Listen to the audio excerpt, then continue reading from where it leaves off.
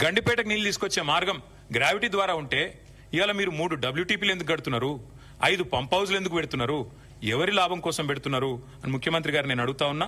ఇవాళ ఎట్లా పెరిగింది? కమిషన్లు దండుకోవడానికా, మొబిలైజేషన్ అడ్వాన్సులు ఇవ్వడానికా, కాంట్రాక్టర్లకు దోచిపెట్టడానికా, ఎందుకు తక్కువ ఖర్చుతో అయ్యేదాన్ని పక్కకు పెట్టి ఎక్కువ ఖర్చుతో చేస్తున్నారు? ఒక దిక్కు మీరే చెప్తున్నారు పైసలే లేవు, అప్పు ఉడతలేదు, ఒక్క పథకం ఇచ్చేందుకు ఏమీ లేదు అని పచ్చి అబద్దాలు ఒక దిక్కు మీరే చెప్తారు.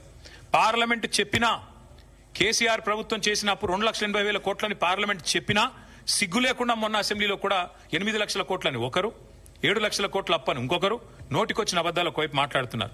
ఒక దిక్కేమో తులం బంగారానికి పైసలు లేవు, ఆడబిడ్డలకు 2,500 ఇయ్యనికి పైసలు లేవు, 6 గ్యారంటీల అమలుకు పైసలు లేవు, ముసలోళ్ళకి 4,000 పెన్షన్ ఇయ్యనికి పైసలు లేవు, రైతు బంధు ఏడానికి పైసలు లేవు, ఇంకా చెప్తూ పోతే చాలా ఉన్నాయి. వీటికి పైసలు లేవు. కానీ 7,400 కోట్లతో ఎవరు అడగని ప్రాజెక్టును మాత్రం అర్జెంటుగా టేకాఫ్ చేయాల్సిన అవసరం ఎందుకు వచ్చింది ముఖ్యమంత్రి గారు?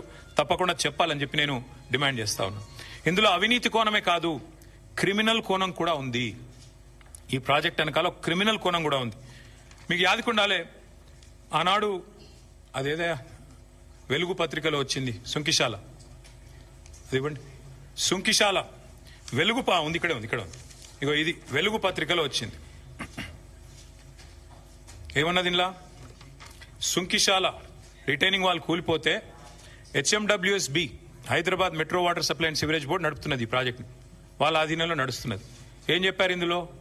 ఈ కాంట్రాక్టర్ ఎవరైతే ఉన్నారో ఆయన అర్జెంటుగా బ్లాక్ లిస్ట్ చేయండి, పక్కన పెట్టండి అని HMWSB మరి రిపోర్ట్ ఇచ్చింది అని వెలుగు పత్రిక, V6 వెలుగు సంస్థ వారిచ్చిన పత్రికా కథనం ఇది.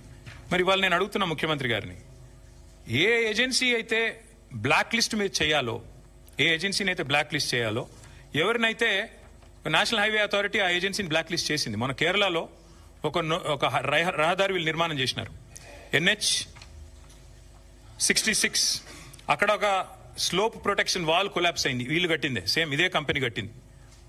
నేషనల్ హైవే అథారిటీ వాళ్ళు, కేంద్ర ప్రభుత్వం వాళ్ళేమో వాళ్ళని బ్లాక్ లిస్ట్ చేసినారు, డీబార్ చేసినారు. మరి మీరెందుకు చేస్తలేరు? మీ డిపార్ట్మెంట్లో ఏ డిపార్ట్మెంట్లోనైతే సుంకిశాలు ఉంటుందో దాని రిటైనింగ్ వాల్ కొలాప్స్ అయితే మళ్ళా వాళ్ళకే 7,400 కోట్ల వర్క్ ఇచ్చినావంటే ఏమర్థం చేసుకోవాలి? నేను రాష్ట్ర ప్రజలు ఏమర్థం చేసుకోవాలి? ఎందుకింత అవాజ్యమైన ప్రేమ వారి మీద మీకు?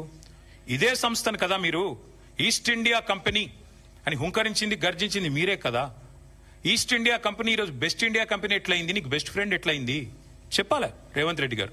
నాకు తెలిసి ఇప్పుడు నేను ఈ మాట మాట్లాడినాక కొన్ని టీవీలు లైవ్ కట్ అవుతాయి, కొంతమంది రేపు రాయరు, నాకు తెలుసు. అది పర్వాలేదు, మీకు రాసే ఇది లేక మీకు ఉండకపోవచ్చు, మీకు ఇబ్బందులు ఉండొచ్చు. కానీ నేను స్పష్టంగా చెప్తా ఉన్నా, ఇవాళ సోషల్ మీడియా ఉంది, ప్రజలు చూస్తారు, తెలుసుకుంటారు. మీకుండే ఇబ్బందులు సోషల్ మీడియాలో ఉండవు. ఎందుకంటే ఇవాళ ప్రతి ఒక్కరు మీడియా చాలా పవర్ఫుల్గా మారిపోయింది. కాబట్టి నేను అడుగుతా ఉన్నా, నీ సొంత నియోజకవర్గం కొడంగల్లో లిఫ్ట్ ఇరిగేషన్ ప్రాజెక్టులు అదే బ్లాక్ లిస్ట్ చేయాల్సిన ఏజెన్సీకి ఇస్తావు. 1,100ను 7,400 కోట్లు చేసి ఎక్కడ నీ సంస్థనే ఇచ్చింది కదా, నువ్వే కదా మున్సిపల్ మినిస్టరు. మున్సిపల్ మినిస్టర్ కిందే ఉంటది కదా HMWSB.